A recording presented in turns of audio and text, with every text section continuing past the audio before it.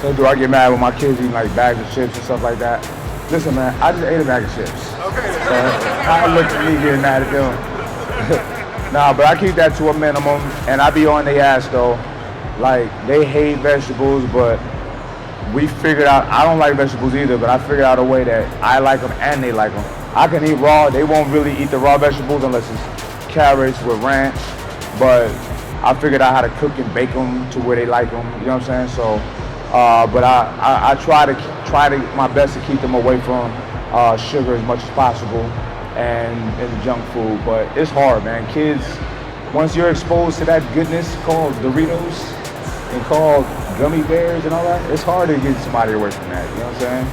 But you know, my kids are very conscious, extremely conscious about what's healthy and what's not. And I trust that over time, they know what to leave out. There's certain things they don't mess with at all. You know what I'm saying? They don't mess with pork. They don't mess with like McDonald's, like chicken nuggets with the fake meat. None of that kind of stuff. They even start leaving gummies alone because they see how it's really made and what's in it. They're smart kids. So if they're exposed to like the reality of it, it's in their mind. They're not gonna act like they didn't see that. You know what I'm saying? So I'm happy that they're at least conscious of that. So I let them weed out what they don't need to eat on their own, because I don't want to force it on them and then they rebel. You know what I'm saying? And luckily they fall in line. You know what I'm saying? So.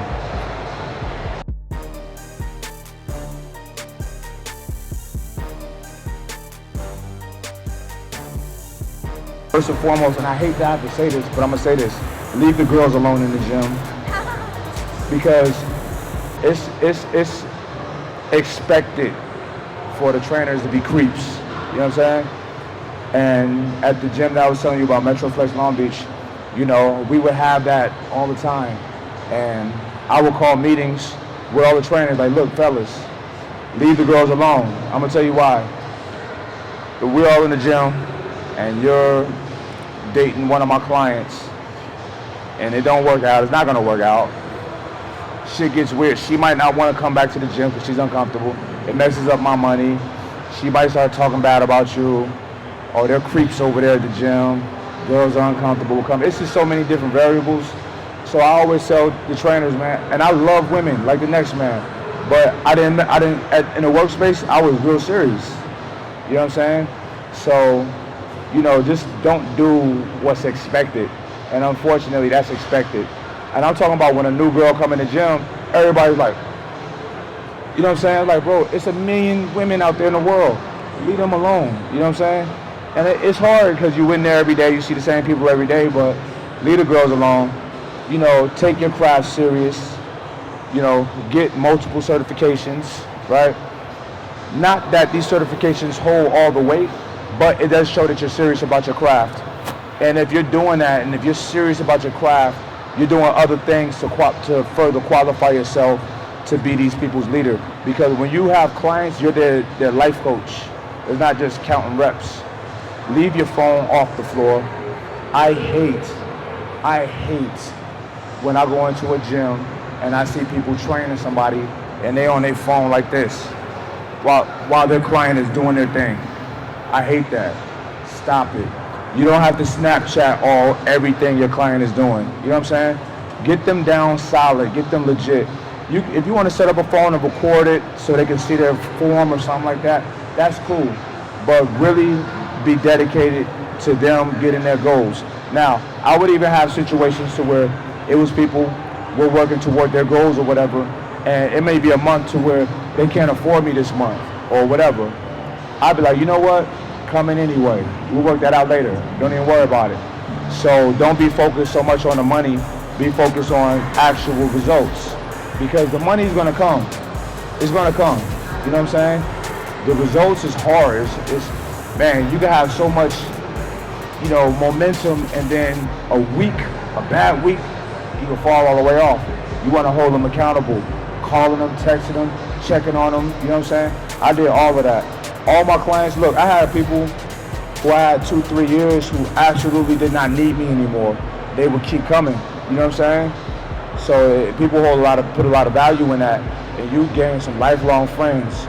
You gain a lot of leadership skills and qualities also, and you learn how to run a business because you got to understand the business of it too. It's not just training. You got to be organized with your scheduling. You got to you got to know where they're at with what they did last week, the week before. If you got to write it down, write it down. I'm one of those people that remember all of that kind of shit. I remember every rep. You know what I'm saying? That's just how I'm wired. But if you got to write it down, you got to write it down. And you got to scale up in progress with them. It can't be just maintaining. So teach them the fundamentals, the foundations, the basics, squats, bench press, pull-ups, sprinting or running, pull-ups. Did I say pull-ups already? Overhead strict presses, stuff like that, deadlifts, the basics. Leave all of the fancy shit out. You know what I'm saying? And stay away from the trendy shit. Teach them the basics really well first. You know what I'm saying? And I mean, I was tracking everybody's shit so much to where we're watching the body fat drop. We're the weight, we're not super concerned with the weight unless they're really overweight, like grossly obese. Watching body fat go up, go down, muscle, percentage of muscle in the body go up, lean muscle mass, gauging strength, all of that. You want to gauge all of that. When you're gauging all of that, and they're seeing these improvements, they're going to stay with you forever. You build a real solid foundation of clients. When I went from I started out working at Gold's Gym, corporate, and even though the pay is nothing, you learn valuable skills. So what I took with that, I took that and went independent, and it was scary. Like, even though it wasn't much, I was getting a steady paycheck, but it wasn't much. I keep emphasizing it was not much. But when I first went and did it for myself, I made like 15 grand the first month. Back then, that was going from $3,000 a month to $15,000 a month. And I maintained that shit. I was a successful trainer. I got to where I couldn't take people no more. They all wanted to train with me. You know what I'm saying? But that's because I was dedicated like a motherfucker to them. And nobody in the gym was in as good a shape as I was. I had to be the ultimate example. So you got to be the ultimate fucking specimen in your gym. You know what I'm saying? So those are a couple tips.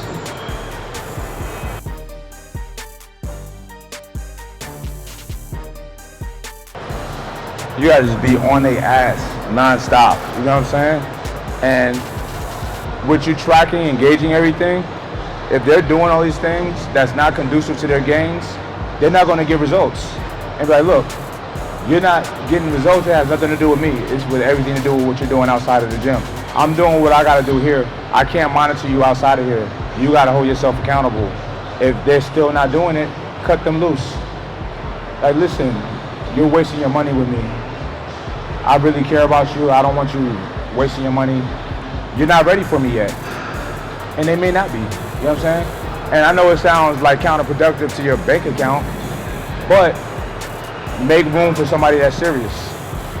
Because if you got people that ain't serious taking up space, it's a short-term win for you. Okay, you're getting a little monthly money from them, but people are watching you with people who ain't getting in shape. You know what I'm saying? So, all right, anybody follow boxing in here? All right, so there's a boxer that I love named Andre Ward. Familiar with him? He's one of the best in the world right now. His coach looks like the best coach in the world. Not because he's the best coach in the world, it's because Andre Ward is a phenomenal athlete.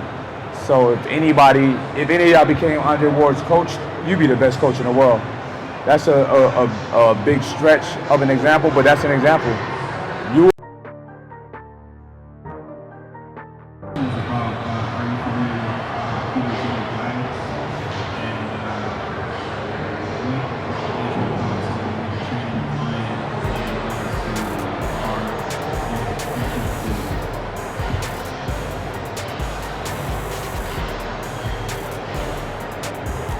I'm very familiar with ketogenic diets.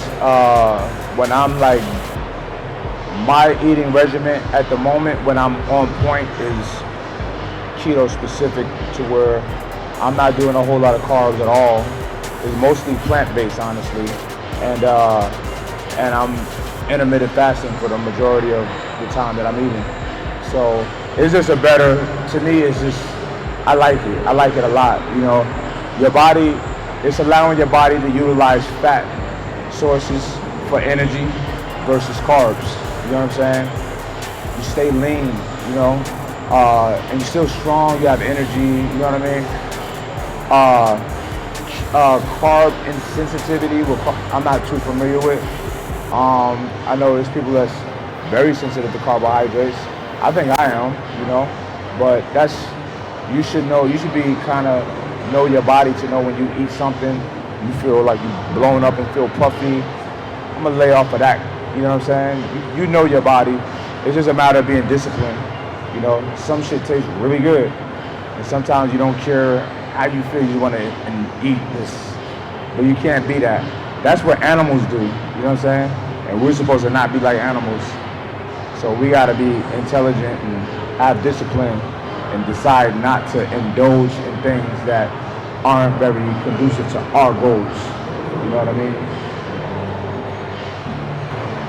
Big squat and deadlift, you're trying to make gains and hit PRs. How do you balance all that out? Because, you know, when you hit a PR, you work on your CNS.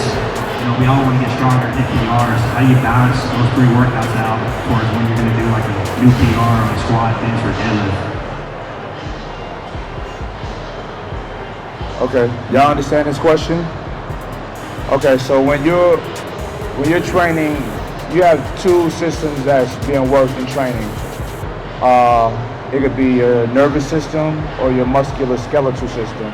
When you're training in a strength capacity, your nervous system for the most part is being stressed. So when you're stressing your central nervous system, you feel drained, lethargic, you could get sick, you know what I mean? You needed to recover. Me, how I always combated that was I conditioned my nervous system, my central nervous system, to those extreme lifts all the time. Now I train a little bit more extreme than the average lifter. So I do things over and over that some people are not conditioned to do. It's all about conditioning. You know what I'm saying? Just come up with your own program, or you can come up with follow somebody else's program. There's a lot of programs out there, you know what I'm saying, for strength.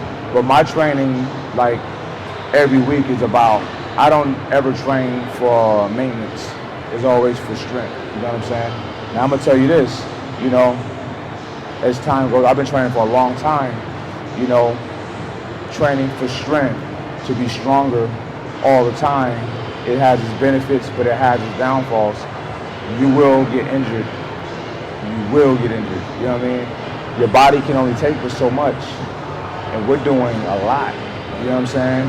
So, I got pains. I got injuries, I don't even know what they're called, because I won't go to the doctor, you know what I mean? I gotta wrap up my elbow sometime. This wrist hurts, this knee hurts sometimes, like, you know, you feel it. Back in the day, I would walk in the gym cold and just get up under 315. You know what I'm saying? Now, I got a bar, stretching, you know what I'm saying? You know, wrapping everything up, Bengay, you know what I'm saying? So, you will incur injuries as time goes on. But, so what? I say so what? It's the life that I choose, you know what I'm saying? So, I've torn a pec, you know what I'm saying? I've done all kind of crazy shit, but I'm still at it. This is what I choose to do, you know what I mean? So I ain't crying about it. But you gotta condition your CNS. You gotta always be up under some heavy weight. Some people think you can't recover like that. I don't agree with that, but I do it all the time. And I know other people that train like that too.